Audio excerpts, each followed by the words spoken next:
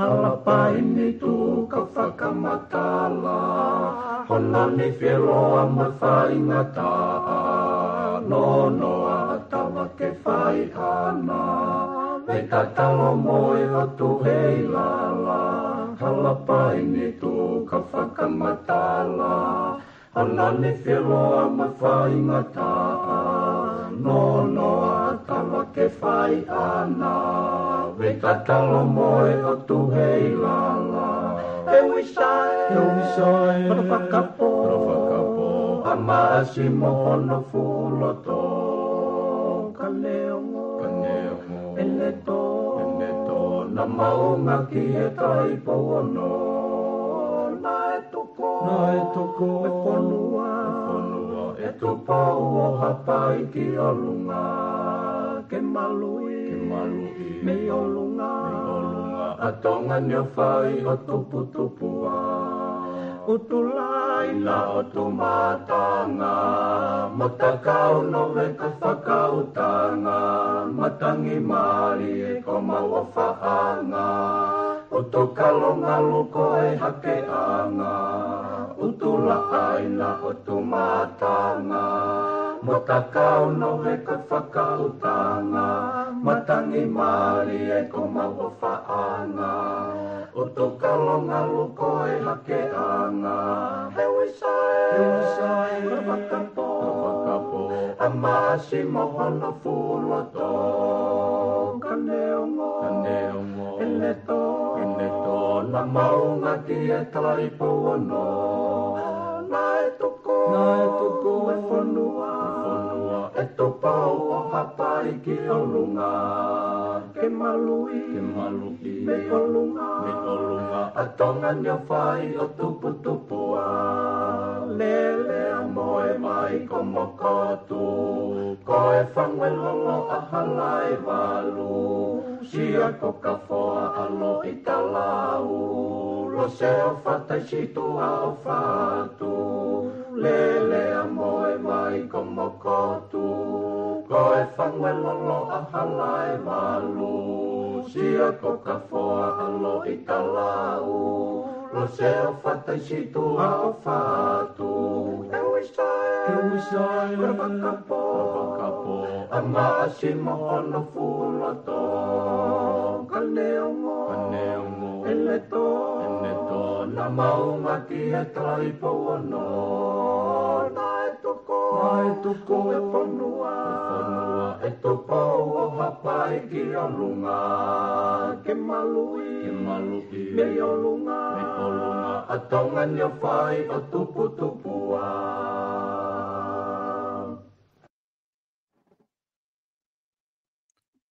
Ko korike hu whamoa I he ngahi tala whatapu ko toa be, whatapoa te polokalamani ka atai whainga Māori e koe ni, ke o atu ai ha mo polokalama ko ia whatwhanoa wha ou ki he ahoni, ia ku o atu e taitai lelei, ma taitai loto whiawhia ka teki mo tolu ko toa be, mo kau mai mo ki maua I he polokalama ko ia. Oi, ho atani. Taim te tau pe ko whiwhia ke u tatai lelei ai ki minister polisi pa pe ke ngahi business ko ia preanga ona po Paula Piven Piukal o ko ma iheni I honi ke whahoko atu tau polokalama ko ia o ho atangi. Pa mau e whatawange be o ku wongo lelei ia te tau polokalama ke te motolo I he ahoni. Ko whiwhia whoke tatai lelei ai minister. Piven malo tau mau e ahoni. Malo mo e ngawalahi mi tongana ku whewheha ke tua tongana ke ahoni. Solo. Malo mo ko amari pa malo mo taimi. Ko le te pe ke u fa tapu. Kata lele atape ko nyu me to gos mai mo ki program. Pa malele mai ni ki api kata lele atape mo ke taki mai pe ta program. Ko gi update pe anga ko tu e mau kau toa na mau ka o se be mau tole mau toa e a to bre lo ki e pai ku e muy ko logo hanga I to ke lau ki polonia fo o ia ki to malolo bana to be ha te ho ke mau o to ai pana mau a mai ko ki uelo hanga ina na hanga e anga be na tolo ai ki te ni ti o uki mai ka kai ki ai o fai be na fa malo he mai na ho ngai e na o ko slavang ko na ki turi ki o ke la hipe nga we ia e solo ke ai ka na mari e la mari na fa ke na fa foto nga e o mai no ka te o na tokanga ki ngai me fa aplicare mai maui ngai ai se ve sai pure anga fa ke kakai e pana mau fai tu nei pe ke ko ne na mau to ke ai mo kau to na lo to pe ke fai kana usi o ko ha te ho ko api pe ka wai fo ke quantity ta hai ka ko e family pe pa mahalo e sai be mau ai malava pe mau lo to tawa daina ka ko ui ko si o ke ka po na fai na usakiki ba na feriaki o I kuange o sange ai kempeini wa ko we family wa ko we kolo kana ga ju fako ka pe ka pau na ku na mau ki to ke ai be mo ka po na lo to pe ke o ke to be ka ko pe e fo pa to botang be fako ka as long they elected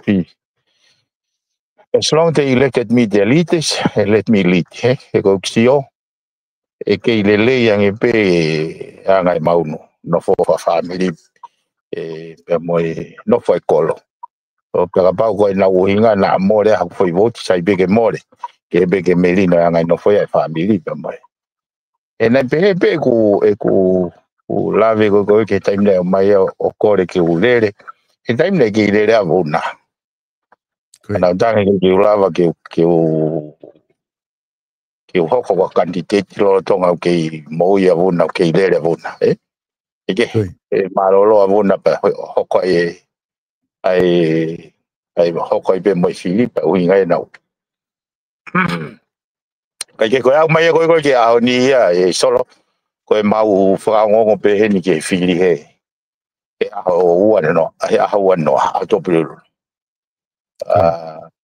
o ki tu mai tai mi ke fa ma po pe ngai me ke pe cabinet ai public enterprise ai me ka policy e me anti corruption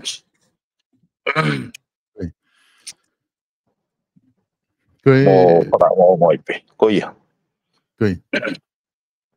ki mo ke ta hoko atu ke konga koni ko fie tala no atu he la program fo si ko na tuku mai ke ta ke wa hoko ta no ka ko ki ho fa ka ko ki tunga he fili ko o ku tu fu ka ni mi ku lo tonga le fo ke honga pensini tongan pe ko pare mai ku i hoko pe ne hoko ka ko si of gen ki he fili he wi ke ka hau i tu unga ko ia na ku ha fa nga fo tu ke wi ke ka hau ka pa ya watu ke afili ku te koviang e maha pensini e kakai ma pena kakai ke na lava tu ke fai anga fili ka pa ufu mama pa pa ku ofi holo pe fai anga fili he u feitu ko tuite e lava pe solo pa pe ko fe mo o sio ki ai io ko sio ke ho ko pal pale mai ai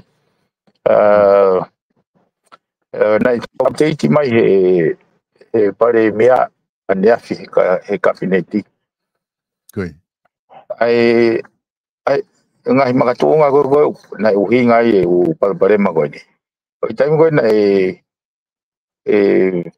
timani ko he le kureita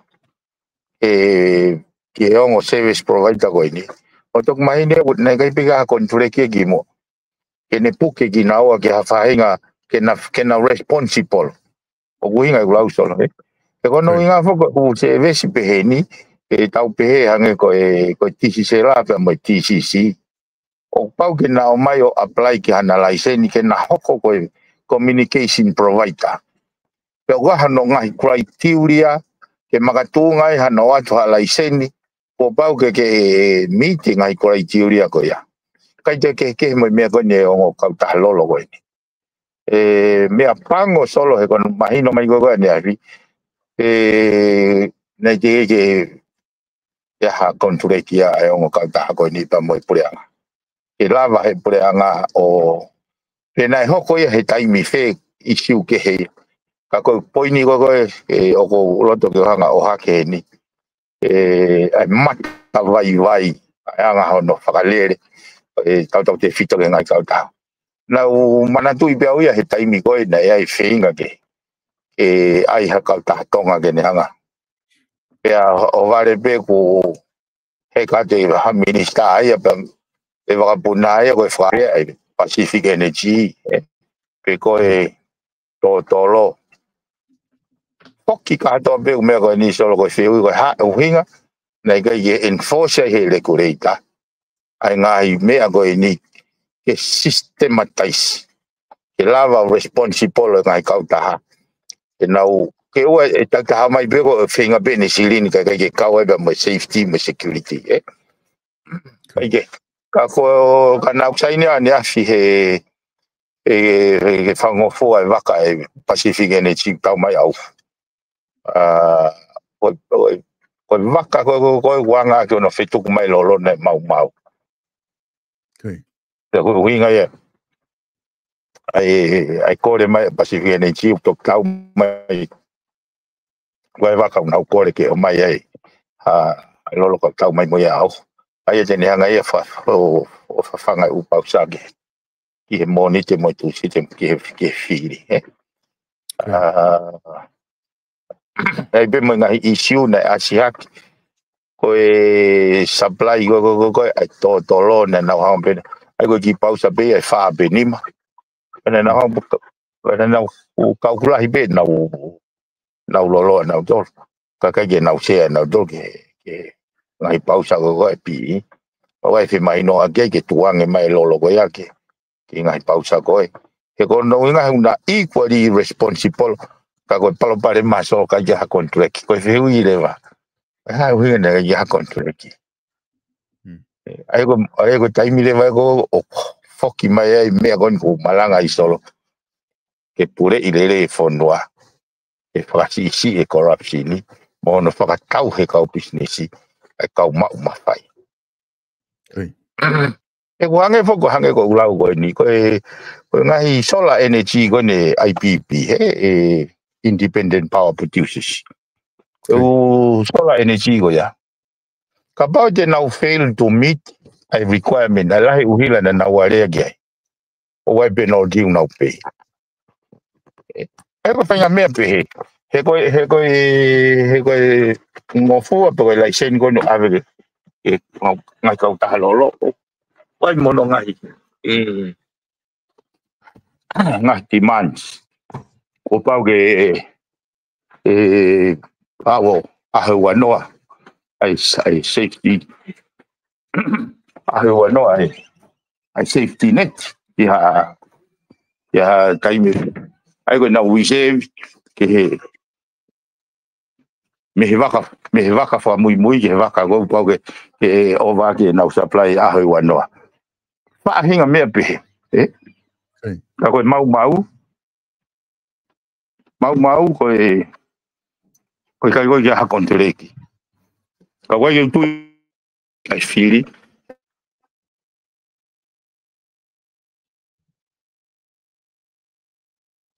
to ape ma wa fa ya fili tolu fa lima mimi ko ko lo to be wa fa ya fili ko tu ipe e ala to ko ni pe kapaya o teu e ala to ko ni pe ko office fai Filippo ko polisi ko que office pare mia ono mo pola singa pasi ono o fe tutu holo kakai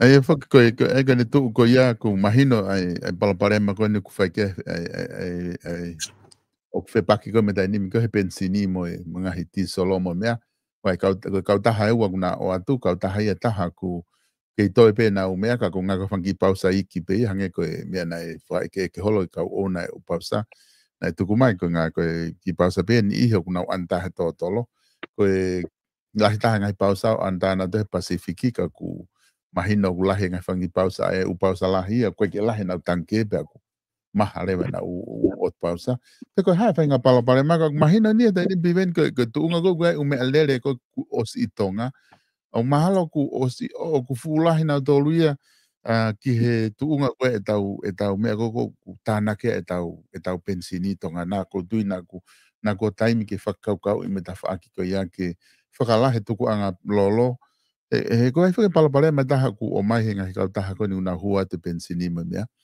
o kuenga hila o ia mga himi Africa Insurance Health and Safety ke uwaka o mai malohi e whainga matangi pata ngofu e waka ke hau even ka hau ofi mai ki tonga ke hau tau he wafu o ku ka ku ova noti he fwoi malohi o ku ke taria ke hau whahifu e ngahi mea pehe o koe ke pure ia hataha pure ia natula pakapau e ai ngahi mea koe a hoko o whetolo aki holo ne taimi koe ke whahifu ai ka ko maha e tau utange ko i tonga pero me be hoko ko tau palapare mai pensini ko nga hele lolo na ko taimi ke tau ke fakau ka e pure anga tuku anga lolo o kulahi neongo ko tala no ki ai ko te fu nga lahi moia ki frasi hono feitu ke health and safety be moia ki kakai ko na no folo ko lo pimen io ko palapare ma fuki ai solo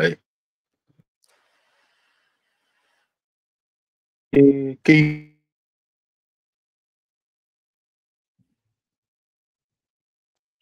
continuous improvement mechanism ke ko hanga ko lau ko ai o pe ko mahino mai ko lahi me le mo timan ke mea ko lahi ange ai timania he supplies me ko o store ai supplies pa ko me fu ke ko ni ne ka pa na whakapoto anga whakaukau na me lava pe o forecast ko ne asi mai pe continuously ha foi mai na fia o ku kaka ai kala fia go ai uses o si taimi ke langa ke mateu ngahi service provider kai ka hange ho glau la pe me le kureita ke put in place e put on notice ngai ka ta ko ni he una responsible he kwai ko na mai ki tonga ni ko na mai po o make pe na silini pa na ma ba hange ko glau ngoni ko tanon ke TCC la pa mo TCC e sio ke o ke pe fo poto me ta fa ke le kureita ke ha pe TCC a foto be na kawa ba mo na network he feitu pe ko to la he ka kai ko requirement for a license na don't you si fa hanga we ke na license requirement for a license ke na provide I service go o kuhinga o ang na license ke every corner of the nations he ko me fa ye TCC o pau ke ai existe TCC ai in niua ne o ko ke make money in niua ai o fa nga fa kau pe he nai o stone ke ai pe ngai requirements ko ia o pau ka pau alu ka taimi kula hea ti mani ko pau na hanga o increase no storage o whakalere no storage o kai ke o mea ka to ko ni solo fie ka to be pure kovi ka pau na poto ai kau taki mo anga kau fai tutuni he aho ko ia nega ke tau fetau laki mo ngai por mo ni taimi Koi. Ko tu imagino ai whakau ni ai ko nga hange ko me ke o mai ahoni ko inga o ko kia ha contract kia ai o kau taha mo pure anga ko le ke malama pure anga ia ke mo ilo i taimi o me maha ia pensini mo ngai me pe ko ke na ula na to report mai leva e ko ke ha me ete ni hanga o ange taton whakalao ke nau report ke pure anga ko ha me toi mo ha fu ko nga ka lawa ke aware pure anga ke ta whako ia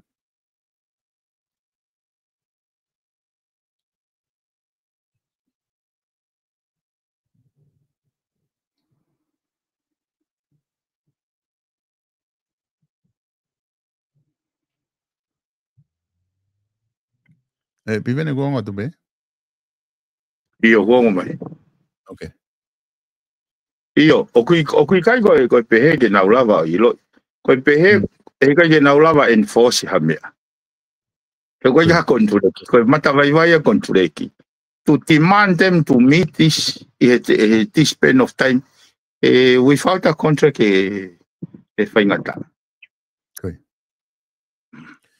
Masai ka ta hoko atu ki ka winga hoko kona ku mahino pe tunga kui ai ke lava pe Filipe kona ku gai waka e tau atu i sa a pongpong sa apate tok whahi fo he moni te tu sita ki ma lava pe o mau ai pensini e kakai koni kuna loto ke na wa holo pe ko u whaianga Filipe ku hange ko lau lahi pe ngai whi tu me tolu ua tolu ngai whi tu atu whaingo fua pe ke kakai ke nau a whamalesi no te pe kia i o whahako e nau Filipe ka taki foki mai mo ke ka venga ko ni i he tau fili fare area aku nga tato fito ki he ke ko ha wakai ke mahu inga ko ia ai fili ai toko ta fitu tu ke ai fili ko ni ka no pere toko hiva ki na tol ka mahu inga ko ia ki he ka kai fonua nga hi wa henga ki hono fili ko ia ai toko ta fitu i ho wakai ko e piven Oye, sol, o fa malo atu ai, ko toki ko e mau toa e toa pe lofa mai mai ta kon pa no fore wa whakau ke mawhatu ki toki pa mai mau inga whiri koe. Koi. Mea pango e kai ke lava he whiri e wāhenga o sologa e tau palparema. Toko tahape, ke tau pe he, ke tonu pe whiri e tonga tau fitu. Pene sologa e palparema mo whekoki pe moe whono. Koe ne tū koe ne asi mai koe ni. Koe ka hawe whonoa o mai ke awhine mai kakai. Aia e mahu inga ke whakapoto-poto. Mo mama ai anga whakakaukau. Ka koe palo pare mainsol. He ko hange fo ke whiri koe toko taha pitu. Ha tau hanga ko ha mea ko ke taulanga ki ha. Taulanga ka whare. Te taulanga ka mea lere. Ha whainga ha whaunga. Ono mau foko e whiri whakato ta whitu hange ha kongkonga pe. Ono mau ia. O mai konga me niwa, mai konga me wawa, o mai konga me hapai, mai konga me ewa, mai konga me tonga kongkonga me tonga tapun. Ke tau whenga ke whatua ka whare ke malua e kakai, malua e whonua. Ka hono mau foko ukai ke pehe. Ukai ke pehe. Kaka Filipe. Ai o uhinga ai taka Filipe niwa Filipe ha. Wawa o Filipe ha pai. Ai o hange ia go. Ha fu fotu unga. Konga. Pe ko osko e fili ko he ahua noa. Pe toko mai kongonga ke patua ke fare. Ta ko kongonga ko umatapate ke katoa pe. Ka ya ha fari kia mo ato. Te taulava fe o langa ka fari. O ke fatonga e palpare ma o kuia i he tau. Ka kau o pe tau kikiwi ke whakapoto e fili kakai. Ka koe system mechanisms pe koe whaunga o e tau fili ke kai pe ke mau ha whare. O koe lava fatonga e whaitai menzi. Ai koe mea koe o tau amanaki e ose fili e mau e whare. Ka ose wapa ose fili koe u matapate ke katoa pepa waku ho tau ulu. Waku ho tau ulu whakapo koe hari. Ka koe whaunga pea na tau hama. Ai koe mea pea na tau tō. Ka koe mea pea te tau. Ai koe hene pea ki au o wai ku fie maari he hoko mea koe ni. Ke whahatala noa lahi i ono whakalelei e tau whaunga fili. Me he ose fili koe ni. E fili hoko. Ai uhanga e umea koe no highlight. Hangepe koe ni e solo. E koe ki mea penia na whatonga. A honi. Lahi koe ki ua koe umelelea. Koe he ki he pausa. Pea atare vai hala e ke whewhonoga aki. Ne hanga he mea koe a koe i tau tolu mau. Inga koe ke tau whakakau kaua. Ai public transport system mechanisms. Hanga noa befo kau tolu. Toki kau tolu ke hanga e na tula mo yanga ngai mea ufoko. Mo i reality ufoko. O ako i tau tolu ke tau whakakau kau. Hana solo vanga u mea koe. Kai te keke me mea ngau tano ke whiri Koe aia koe ku sio. Pe toe malawa ke whakapoto. O kiwen ai fumo vete koe ni e anga ono vahe taha fitu. Papa te taki wak nofo e kau whafonga koe kakai. Kau whafonga kakai.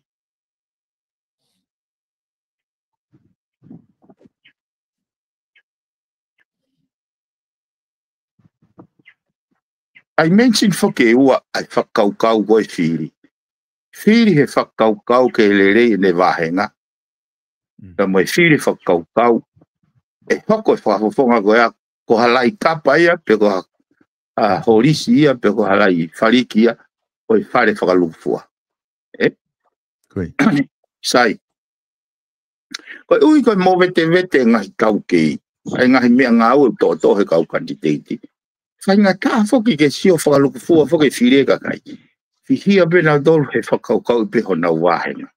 Ka koe mea ni koe ko loto ke live pe transcend as mindset e kakai. Ke nau amanaki ki hawhare. Ke nau hanga o reform e nau whakakaukau. Ki ha whakakaukau o ku maolungangi he whakawahenga. He taupehe. Tuku e to hate whakaukau. Tau whakakaukau whakawahenga pe. Te whiripe ia mea he sai o wahenga. Whiripe ia mea o wahenga. Pako taimua te nao maia tangutu i loto he tuku hau e whonua. O ke pehe koe hae whainga whakakaukau e whai. Koe kai haa peo whe tuku kono wahenga. Whakasio pea mea whainga maari e ke walmo ki oku wahenga. Koe hae rewe mea teni hanga whanau i. So ke fwoi whakatu tāmaki fwoi whakaukau goea. E hoko rewa tuku hau. Ko ha mea ia ke te kai haai. Ka te alo whenga i te wahenga. E nau hoko whiri a kita. He ku te oa te mea na te hanga. O tau kawe ke te koe te hau piko to wahenga. Hei koe whatu tāmaki e gosio ki ai. Koe whehe ui rewa. Mea ni te tau whiri pehe interest wa wahenga. Koe tau amanake te mea te saia.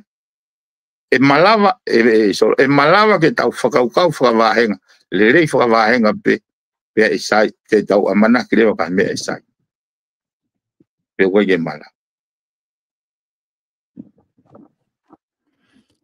Ko ta whaaki whaki o ku whai e si o ku kia dai ni mi pi ven ko ngā whoki. Ai arewa ka pau e hoko i he waha atu koe ni ke mahu inga ka venga koe ni. Pau te tonu ke si o kakai ke whai hano whahinga te reform e ta whaaki koe ni tau whiri. Koe ngā ke ka pau ku he ku lahi pe ngai mea ku pau ke whai he ku hange koe ni whiri whakaloku fua.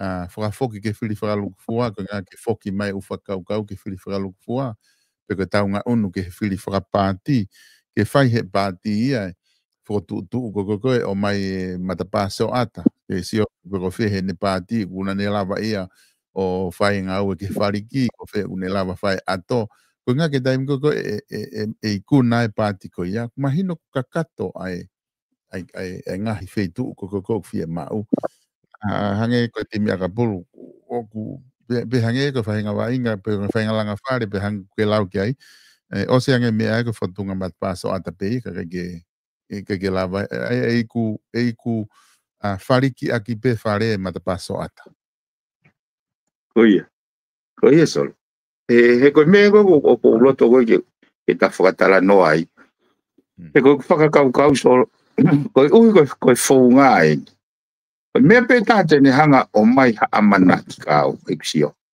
Ka pau e ngā ue ngai wahenga ko no whiri pe hataha lelei. Hataha. O kui kai ke hau tā nofa wahenga. Hataha o te sio atu e whakapoto. Hataha. Ko ngā he ko kolo pea moe wahenga te nau ilo ai kau whafonga pe. Whai mo fua au pito ke na, e ko kuhinga koe meheni ke he whiri, ko hamaka tuunga ke whiri ai hataha, ke hau ki whare.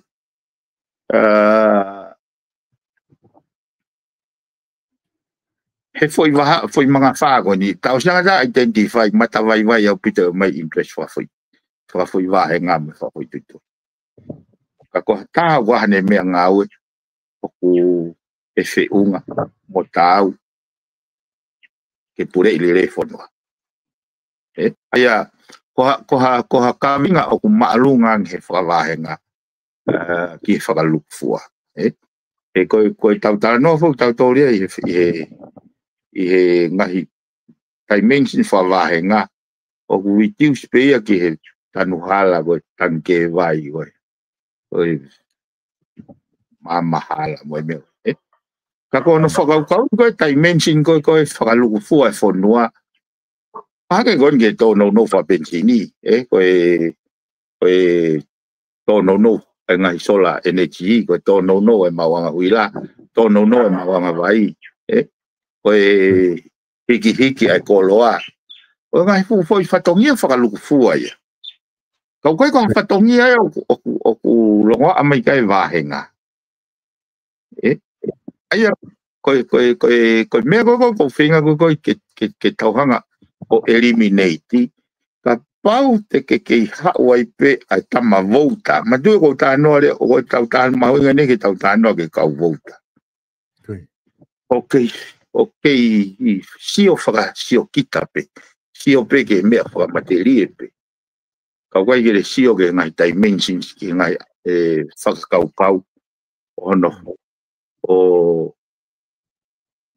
mapure e hala whanonga wha ekonomika ako mo i le wha sosiale wha lukufua ene peherewa i kai ke taulawa tautoria whiri maka kai dere ai ko amanaki mo i whaka amu ko mahino he kai ke lava he wha wahenga sa ia ke tau mateu te waikere ki he ngahi liriu ai ko uinga mai kai nia yo ke fa hoko ato no fa le rei o liriu na tau fa he wana hongfu mahino le vai a ni pau ke fai a no liriu ona fo ma fili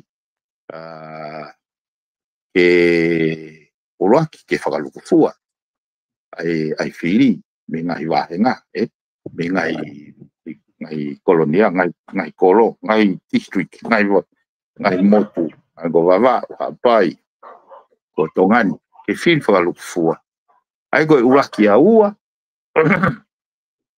Ke toi ki whakawhewheka iang e lao, ke ua e au pehe e kaiaha ha whahinga au pehe wa I know neo e usio utahana to whawhihea e mo ua tau pehe ko e mo ua kai ke ngofu ai hange ko tau tano kon ke ai ko ku hihia ai ko nuku ai ko mo ua ai ko impeki ko mo wa solo ta tau be mo fai nga ko hu mai ki fale le wa no he ko mo ua mo ia sio ko aku he ko no nga te tito holo kita he te whakako to patongia nga na ita mai kau tama koe pa na wanga whawhainga taia i ki mea koe he koe ki mea ko toho e au ke tāke kuno e wanga ko kara noa ko nisol ka koe koe hu mai whoki a uia whehu uia ngahi whakataha poate ma wahe me whakataha koe whare area e pe mai toi ke koe ku huat koe ke kabineti ke ngahi whakataha poate koe ai public enterprise o kongo ia wea ku o hange tu molere whainga whakaukau koe ka whainga whakatu uia o whakatu ke tolonga e ne lalanga ha mate aki whanua ha mate aki mea hange koe ni na huat whakauia ko fofua huat ko ki he poate ko ni ko tai Toi. Huata whakatu ke o te wahe. O te wahe meeting fee pe o te wahe makehe. He ku whakakaukau o sei pe mautuunga wahenga. E koe anga i whakaukau. Koe mea koe nā kuongo i koe o hange tu molere ai whainga whakaukau koe. He koe whakawā whuk nau tala noa tu koe whakawā tolu. Koe ura ki ko pau ke mautala ngofua. Kato ke ne afio. E poko mea koe ke mau loyal. Truly loyal. E ke au ko fie maaria nge whiwharia koe truly loyal. Ke mau loyal ke ne afio. E koe mau loyal koe ke ne afio. O ku kawai mo mau whare ia. Mea mau whakaukau e kovia. E kovia whanua. Koe tala ngofua kakato ai koe nau. Uhinga i tautou haki whare aria. O koe ke te o mai whai ngafa whatongia koe ka mauto. Ke mau truly loyal. O aile vai ke mau blind obedient. O tuku ia koe au ne hanga ia e whawhepaki. E whawhepaki ai nau whakatupu. E nau koe whaki he o tuake tangata. Ke ne mawahe me mon manua tangata. Ai ko mea koe nau blind obedience, reduce yourself, make a human being. Ai ko uhinga e na uhake isi koe. Ka koe truly loyal, koe whakapapa maalunga e o tauang ke mea ofa o mahe o tua ke he o tua. Ke tau ngau e aki, ai whakaukau lerei, moe whakapoto. Ke tau lawa wharei. Ia ne whai atutu, ai ko ia, o ko uraki a koe mea. Koe warewa nei pehe, e tau he koni sutone ke maunion, perfectly, righteously and perfectly. Ai ko nga koe no uhinga, ka pau,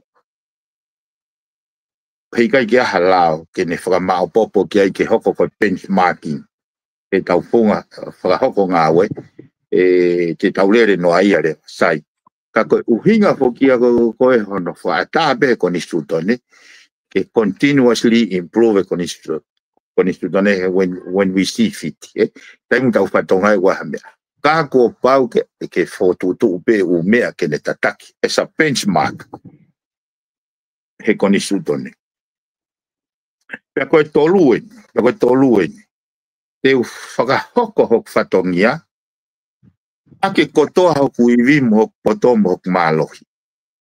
I lere ia ene a whiope me ka kai whanua. Ko taimi a koe na upehe au whepaki ia pa moe wahe. make. Hange ni a te utok whakahoko pe au e ku kakato o aki tūku ngata hoku iwi ka pai aha ki wahe make. Uhinga pe hea, uhinga ku ia ko nehanga ti fiti lewa e lau maali e ko ai ko hinga e ku whatala noa ki he mea ko ia. Ai mahu inga ko ke te hau ki whare o kui kai ke te hau ko te hau ke uku ha te whonu ke le rei pe hoku wahenga he koe whakaukau si o kitai ka te hau ki whare ke o mai ho tō iwi poto tōku ingata mate ki whonua ke le rei ai whonua le rei ne a whio le rei ai kakai he koe whai tai menji nia o kuhinga ai e whatara noa ko koe ai ngahi ni riu ke kau pe moe ha mo ua ko hataha wahane no tau pehe o owa he paangai fiha.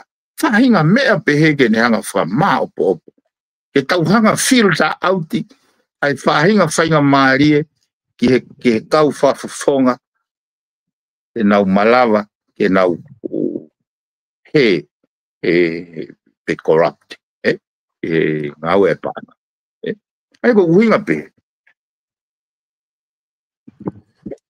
Mahino ai e whatala noa koe ni ku ke whahoko i he anga kono wakai ai konga koe aku ta whatala noa pe whoki ai ke uktotonu pe ke ki whai pe hawhakalele i ki he tuu ko ia koe ngā he kane tuu whoki tai nimu tau ke i lere pe he i he whaifonga motu ape koe ni tau whanonga mai koe kaka tuu ni pe whoki tau koni stuto ne i he kakai ka koe whiri koe kakai ko tu e whakawhalala me ai i he taimi ko o ku wha ata pe he koe ki aha ki filter i he tau kau kantiteti.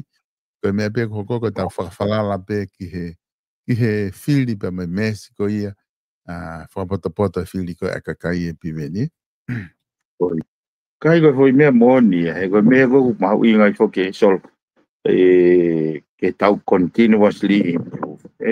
Ko au ko ke whia au pita i sol so kai ki whoi na tahu pe wafe wa tolu wafe wa fa. Koe tauni. Ko o si lava si o ke impact i he konistu tone mo lao. He foi liliu koe ke whai e whiri ke pau ke raki tatau pe ai hou e kipa mo kakai. Pau ke oa e aha nau mo ua. Ko no inga ko solo ko foi whakaukau ia maalunga nge he whakakalakalasi. Ko taimi koe ko kalasi koe e nau hu be na do regardless. Ko kalasi koe he kai nau hu ka pa wa nau mo ua. Ai ko foi whakaukau ia ko foi whakaukau o kurerei foi whakaukau. Ke oa hu hataha wa ne mo ua. Tatau ai pe poko whe kalasi. Ai I he ene pehe ai ko lava sio ko me ene taha ona hopo I koe bribery e no hopo I koe bribery ai ko si ai u impact e whaka I he foi tau pehe pe koe foi system whiri koe foi system whare area o koe impact koe ki foi tau sisi koe ni sai o kumahu inga lewa ki au e solo sio ke wango xio foi tau e wafe wa tolu wafe wa fa fare area wafe wa ni mako katnete o ko lava leva mako pusi katoa ai ngahi dimension pe ko e ongo foi institution e ua koe ni pe o ko amanaki au solo ke foi tau e fa koe ni ke whai aha no whakamapopo mea na e longoa ai pe kau whare area ki mua. Kai pe ke lava whakamaopo. Ai kono moni o nai a solo o ko whalala peo ke ngāwe nā kuwhai. Ma tui solo I koe kuanko sio. O tō maa whoke tōna. kai te ke lava koe au full ai tai ha mai o kune afioi ai mea ka to be tau whakahau koe koe lalo mamani koe koe uhinga e ko confident ia iau e ku ngau e nai whai e teu ai koe nau pe koe lau ga ma me te ari o koe te toki hao pe ke te tisai te ai sempioni e malai fuhu e ring o ngā ue koe he kimi koe te ne tisai ti ka pau na ke whakapiko piko whakatamulu fo ingofua i he whare whamalo isi no o te ke whakakau kau koe te ke tisai te sempioni he kimi o feitu ai ko kuhinga e koe whatanoa ai mahu inga koe ka au ai hoko atu ke continuous improvement o kuhinga e whataranoa ke whakalelei koe ni na e whai ke tau lao whiri o makatuunga koe ni whakalelei i he matuunga koe ni i he hopo koe na ke whakahoko i he whaaneo na ko hai e tuunga na o ke hopo ko ia o ngā tuunga ngai tutuni na e mai ki whakafoki mai ki whare whaolau ka na e mai foki e whi lao ko ngai whakalelei koe na e mai me tau komisiona whiri ai ko tau lao whiri o mai pe ngai whalerei mea ki nau tolu pe o kulawa pe ia ki whakahoko pe mo tolu ia tae whakahoko mai ki mo whakahoko e whatongia koe me whalearea o ave koe anga ia mo whalerei koe reform ki tau lao whiri lava pe ia pe whaitupe lava lerei pe whalearea ka e toi lelea ka ono whotutu mai kabineti matuko koe kabineti o ku puisium a kabineti ke nau mao e majority e pou a whare. Ke nau lava form a kabineti pau ke nau mao e majority koe whare. Pe whai ngofuan hano whatu. Ka koe whatu a koe a solo whatu a ke mama mo uhinga. Koe koe whatu a ke loto mo whapo uri. Ai ko uhinga koe whatara noa e kanga whainga ke whatara tala. He koe foi whakailo whoko ia koe whakailo ai komisiona whaiwhiri. Ke kai kene whai hono whatongia, hono whakatonurea ai e konistu tone. Ka ko hono moni koe tari koe e whakamau uhinga ene kai ke na wikuai o totonge mo ua. Koe tari whakamau koe ongo kupu konistu tone, kupu whako kupu konistu tone. Kupu anonima koe kupu konistu tone, kau pe he kupu walua koe konistu tone supreme law of the land. Ka koe ongo kupu konistu tone. Tamai kupu konistu tone koe ke tatau ke takotoa, tamai kupu konistu tone koe ke koe whiripea kakai. Koe whiripea kakai. Pea pehere wa he whana, wingan ne pehere wa he whambau. Kai ke amanakia, he ofiange ngai whuririu na whai ke konistu tone. O ku kei kou existe ongo kupu koe. Pana uhinga na ne hanga yo put on notice a commissioner whaiwhiri. Pana uhinga ia a whe mai no akirewa e kuloia. Pea moe commissioner whaiwhiri. Te nau o mai ai whakarerei ki konistu tone. Ke alaine ongo kupu ngono ni mamo i kupu wha. So ka fo ingo yu. Kaike e taim ta tau solo ka teu tānoa te. Ano at he mea koe ni koe whei lau lau. Na i ko totongi me koe whituafi ke waluafi. Kakapau na te alu ko te alu kita maata. Ka hae hunga ke te alu ai o whai umea koe ha. Eia koe poini ko koe tala noa. O ku mahu inga ke whiri e kau e kakai me he ngahi wahenga. Ke nau whakapoto-poto. Whai ngofua, wai ngahi wahenga e toko ua pe. Whai ngofua, ke nau lawa tala, ko hai e hau, ke whakalukfua, mono pure i lele e whonua. Ko hai hau, ke ene whakafoi tui, mo ene whakawahenga. E ko koe whainga, ko e koe whai dimension pe te tau lawa tala noai, kai o lewa ko whakarerei, ai tau ngahi, mechanism, whakahiri wharearea. Koe heko na lawe fok solo ke pehe koe so ke osko ne fili kone ha moa ani kone togosi puta hop pa koe mea koe oku mahari e ki koe artikolo na tohi he ta e Samoa observa.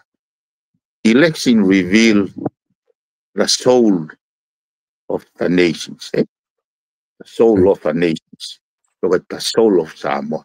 Ai ko sio solo mehen e malawa he fili ko ni. Ke ne hanga reveal mai ai takano pe ko soul pe ko lau mari pe ko elito pe ko values o ngahi wahenga. O mai te taulaga de va tala e wahenga o whakapoto e nau sio mo e whakalufua mo e wahenga o nau sio kita pe o nau le rei whakafoi tuitui. Ai ko sio e ko ke. Ko ngā ki tā whakaosea ki ai ngahi wakai ki ngahi wahenga he tu ufu ke tai ni mihanga ko e mea ko ke tala noa ki ai. Ko osi ko angaina ai wakai ko ke sio ki ai. Pea me tu unga totonu ke whai ki ai wakai ke o mai ki whare area hakau whakafofonga o nau manama ke nau sio whakalukufua ke he lelei whakalukufua ko e whanua. Peka pau kunau sio ka whainga palopalema, kunau sio ke palopalema kune uesia lahi whakalukufua. Ai whanua kai ke focus pe he wahenga, pa toki la benga he wahenga ia o ngā ua lelei ki ai whainga hi toko nika ki nau tolu. Kako sio fo ke ngahi wahenga kone taha fitu e piven. O ku hange ki whainga taa ke kakai ke nau sio ngahi wahenga ni toko lahi. Ki whainga taa whihi holo e wakai ke kakai bea ngahi wahenga ni o ku tau toko ua ko tui mahale whainga fua pe sio ke kakai he wahenga ko ia. I kau quantitete ko tai ni ngahi wahenga e taha fitu o mahalo mo toko peku fitu ngo fulu kwa peku fitu ta. O ia solo, o kumoni apito ia. Hange ko ini ko kulau ko aku solo pe ke au ko mea ia nau. Na ku pala ni mo be ki mo he fili go ki mo he ha o fili na ku alu pe ke va henga ko foi slow ke nia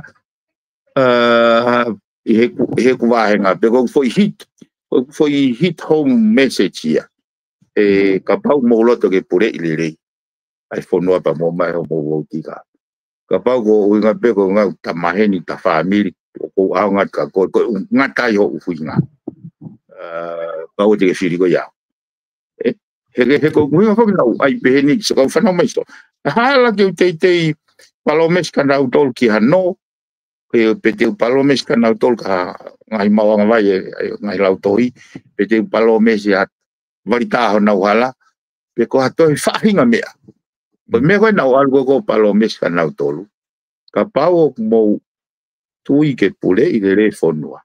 He ko mena mafasia e hokuloto. Pa mo to mai ho mo foi voti.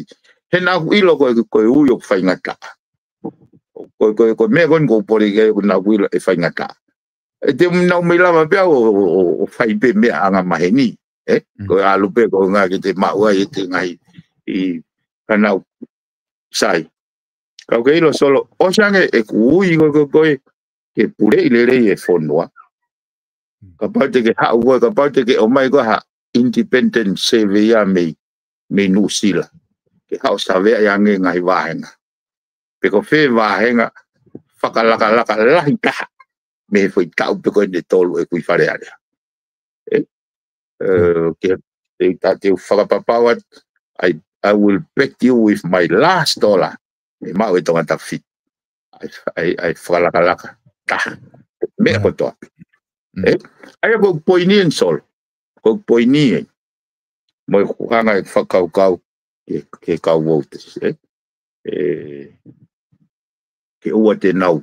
O e wawanga nau ata mai. He mea palo mesi to kua halerei tene ma.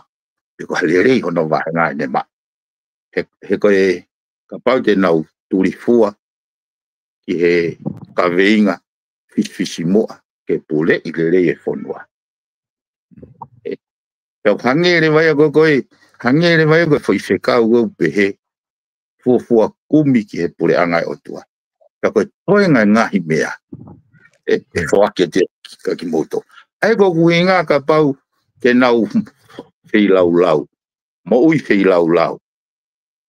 Ka nau ka tapa, ki ka venga maalunga ake moi fi laula o si solo ke silini na totongi he hopo go ini na totongi mai he kau pou mei Australia ba mo Amerika ko fi laula ya ko kala no ai he kai te ke palape pe lava solo ha me ko fi laula na kai na wai na to kai ka me ko ni no to riburi e kai ko liu foi con donde ia e ma wa na urere ia ka ko foi liu go ya ma wa le fa lo foi fonwa ka ko fi laula ia ai go ka pa te ta pe ka mata tonga ta pulo on kan ti te pe uai ai go ti pulo ka ai go lo fa lo tonga musas boy ai ko me ai ko na wa henga ke na pe o kunau pe ko wa henga ko ni ko wa henga si o kai pe ko wa henga o ku si o kita pe ko wa henga o ku mama mo kakapa ka venga o falu fua ke pule ile fono ai go anga i fokau toton ke na hanga o asespe ai on kantite hau ki konga tonga tapua me tatau tonga tap tolu na to ko pe me tatau tonga tap fam na to ko pe me tatau na usio ki ha faka kau o ku maalunga ai ko tio o va de o taimi que algo que programación ka ko kuanga ya ku faka kau ko tonga tapu vale sol toko la kau firi ai ma na to fitu ka ko na to fitu ka ku ai pe malo hinga mo me ngau ngai ko na ku le ai tonga tapu vale fe ka aki ta mo fa fonga kon ko filia ko ka ne me na hanga o haki ne hongo sai ka to pe ka fa fonga kwanga ko xio ma mai ka ta mo ko me ngau ko ma ka ta mo ko me ngau ko ma ka ta mo ngau ko kwanga ko xio analyze ko afilia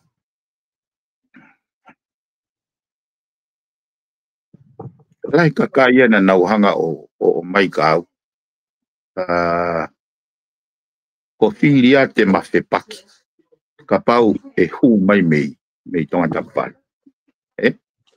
os mai no fuga ia solo me tonga tafit ka utanon ka filia me tonga tapal ai ko na pehe te mafepaki ko pehe to ko nga na fa programa altiti ai ba fa contratike mafakau ko fi fa tonton me ya ki kai au pito ke fe paki mo ta fe hanga e mafakau o ko fe paki pe me pure ko vi i lo fare area i lo to cabinet i lo to fare area i lo to pure hanga ko pure ko vi pe ko ke fe paka mo ta o ku ke ne fakau o mo he kono nga ko mahino ia e au paki au e ko tu ia we me ko chon o tu ia we me ko ma no tala no ai pe i piu ia i he funga te pire i he mama o anloka me ai ai ki au pe hen ka ko me no ha ko ka ko me nga au e ha mo filia me nga au e ko fe ma ki fare ale kapate fatonga u me ko ni so talo pe ko tau be me wa no fulu ai liu ko ya mo ngai i holo be kai pega ha foi lao e te liu e fonga ko ya me ya ai si o aku fakatakau ke ha fakakau ma inga pito me nga o ha me fa fonga ko ya ko foi konga palasen betana ke ne si o ke tanga tai toni matotu pate mo fatonga si apita matotu ai fare ale o hange a filia ka o hange si o jai o tau si o foi manga mo foi manga o matamoto ai o te ke momo au polo o to pe ke mata me momo wai pe ko foi mango ko o ska mata momo ka te ke momo ka to wai pe ki konga te u tu ku mai wai te ki konga u tu meri ko filia ya os polo uto ya foi konga pe te u ai meri te ai ko sio te o provide wisdom ai fainga matua i ka maulava o whakamao pop ki he lelei ai whanua whakalukfua me he tui o au ke kakai hono whatu ai ngai frameworka ki hawe ko me eo ko he ko au ko whainga maari pe solo ko lava yo o te ki vave haku ngā au me whakal me dimension whalao ko kuongo tamaiki o kuna lao o tama pe na ke ako ko na ua pe ko nga we ki ho tu hopo mai ko ni hopo kere hopo he me afana hopo he bright pre ngai hopo ko ya ko ngo tamai ki pe una ko loya he taimi ko ya ko ni una os aya ki au tena provided ai to ko ni ki au I tu ka ko de tandai ko ni une o we no ai me nga au ha mo pa ko ke ngata I ha o me America o kai ha fe kai ya o poi de ta ko winga he kai pe ke corrupt vai ya ko ni ko me pe te fe pa ke mata I fa area ka pa corrupt ka ko ko tu ko na to lahi ko winga ko o mahino ka te mo vete na o fili o winga ko kore e ko alu ki kwanta val e ko mau inga ia he mea ngā ue koe.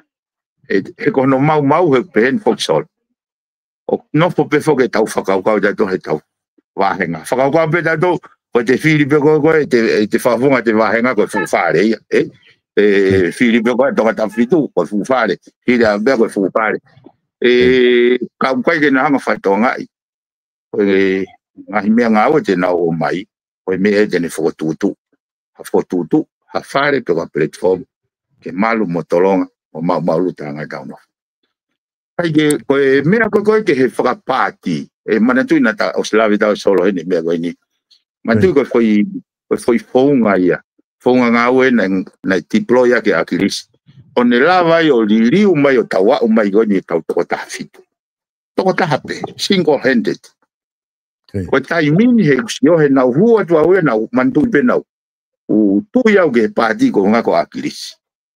Ko tai mo na hua ki loto na wanga fatonga o ku mix pe pure ko via mo pure de he pati na kau to ki si o mai ke kau tawa tai na mix pe ka kai ko via mo pure de ia to si ke kau no pere me ta tau kana u pe au ia tau kai ko me ai ke ai o vahe fare ke pe o au go tu o me pati go tu ta ko me ai ke ai pe ia ko tui ke pure irei pe kuika ke tui ke aya ko o lava yo sio ke fu mafuri he foi dimension go ya he foi ke foi mafuri ko ai anga ai fariunga e tau me fabricare he foi o hake pe ke pure irei ke heia me fe fa me fe fa uhi mai goini e ai ko mafai ko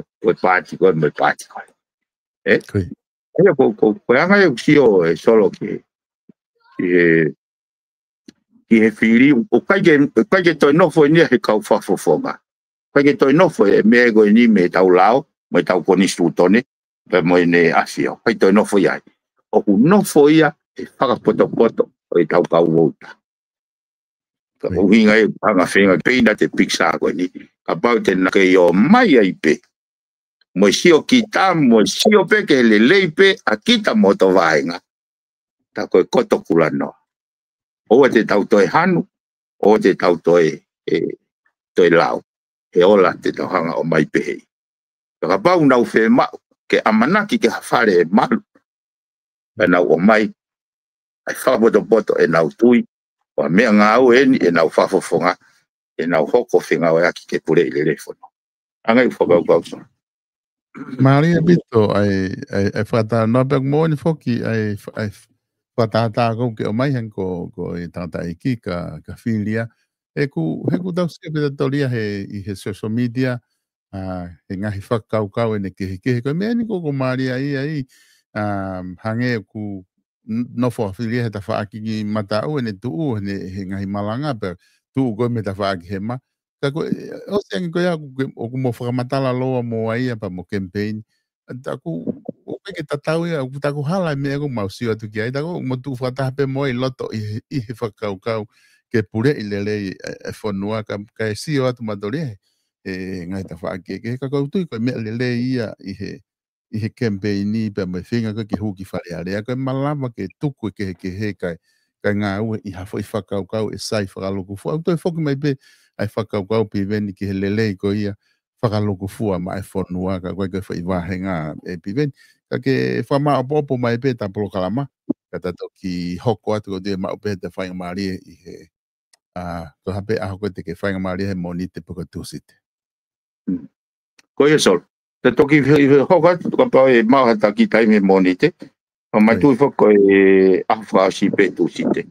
Ka koe moni te u waiki campaign a whiri ai i waini. Pana kore mai o aluaka pou. Ai te ui ai. Ka koe meni te, ka koe meni ko ki wha malo ai solo ke ku kau pou pe aku, I aini ko ni tōna whitu. E mau, e nau tuku e nau ki taimi ka nau mai o mau. O ki lue holo pehe mau ngahi kolonia. I he toa tutoa, ko ila ko e nau lue na toko e nau campaign. Ka nau lue au ke hanga o identify. Ai mea ke hokot ki ai e kulanga ngau. O mea kon hange ko tala noa kon solo ke fotutu ko ki proklama no. He whanongo pe i he taingoe na mau lue he tau gozi. A o mai ke po i e whawhalai te ko ka te whine mātua e tamai uotonga. Nau whetaka I holo pe mo SPPT. SPPT, ai ko taimia ko mai SPPT. Ko na o mai poko atu tau veturi pe mo whine mātua solo ka re ko mau katoa nau sirini pa tok tuang e whine mātua. Ai ko nau whakakulupu whoki. Ai ko hai poko whine motua te nau laki mau o ke pau ke ale whine motua ko kume whine motua ko he kuna pau ke nau ta pa nau wongo ia pito ksio kiki ai.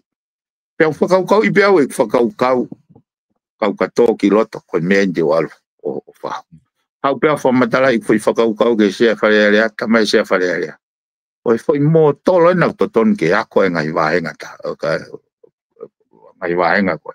O alewa o talanoa ke pure pange whalaka hau talanoa pure ke minister panga. Now all agree is a noble initiative.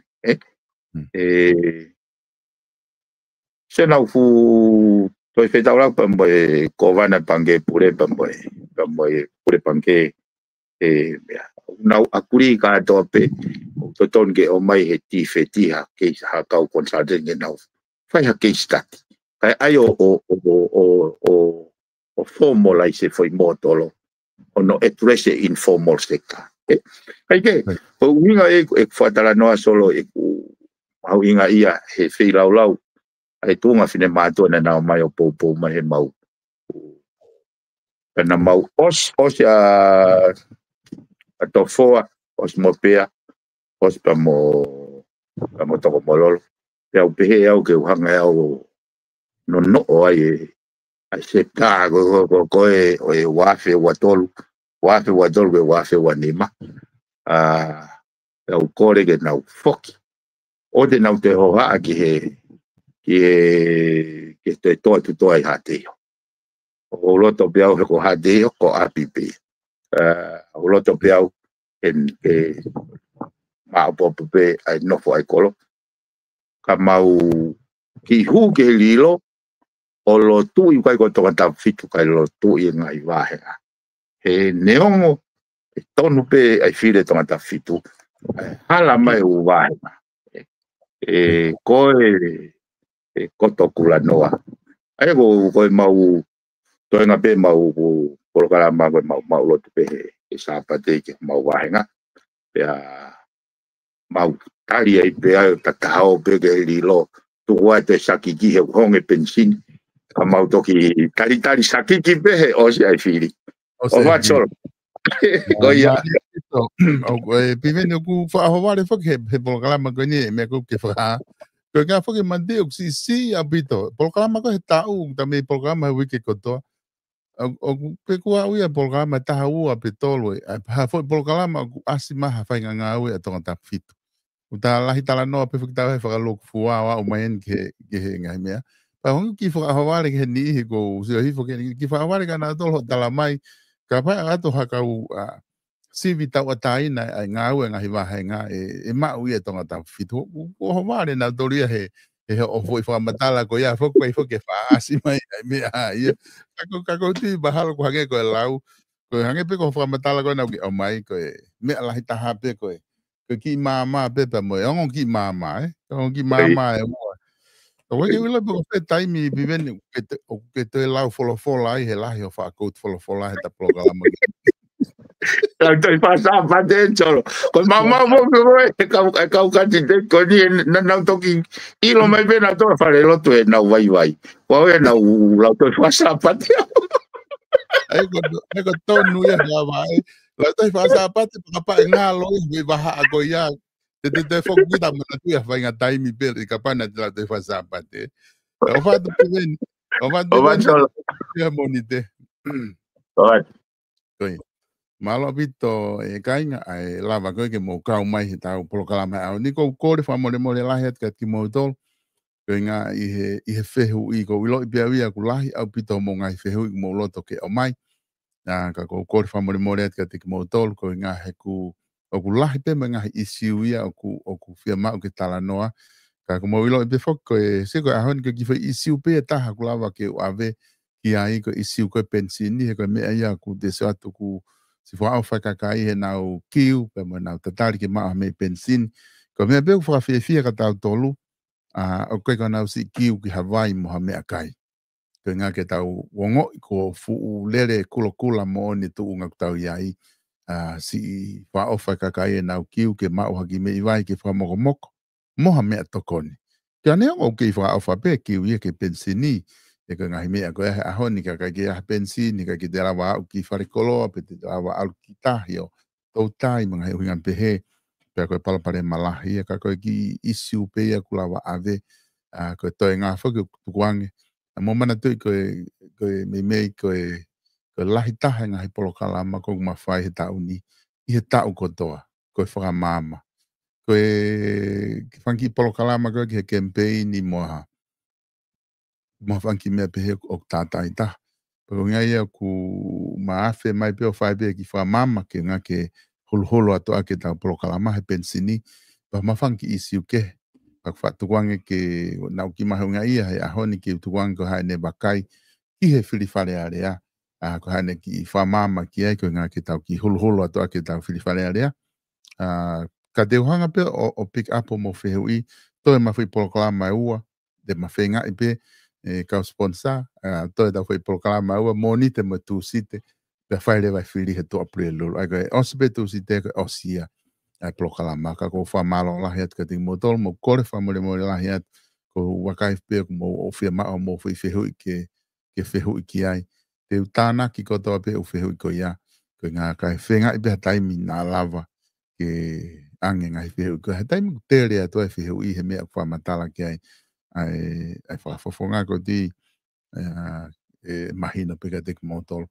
Peka ki ngatai ko whamalo ke tau kau sponsor, whamalo atu ka te kumotolo, ma leo le pe maua ko halai taha ko e lava, ko ngā ko e tutu unia ko o mai he kau sponsor, ta mai ko e hape, lahi taha ko e te mo lava, pia mo minister, pia ke kātaki o whaataha tai mi ke mo lere, ka mau toki tāna ke pe matole u ko ia ke mau toki ngau ke pa ko whamalo lahi atu ke te mau tolu e ka inga ka ko mo sponsor mai tau ngai polo kalama whamalo lahi ke tau kau kantiteiti ko moni te motu si te ko te ko ia ko e tau polo kalama pe me pong ki po uri moni te mai tu site ani hikoni ko si lava ke fai anga ke te kina tol ka quantity ko ni to e na campaign ko ka quantity ko o se na campaign na tol ai ko ke na te fu ho ha ko na dynamic mo ne lava pi veni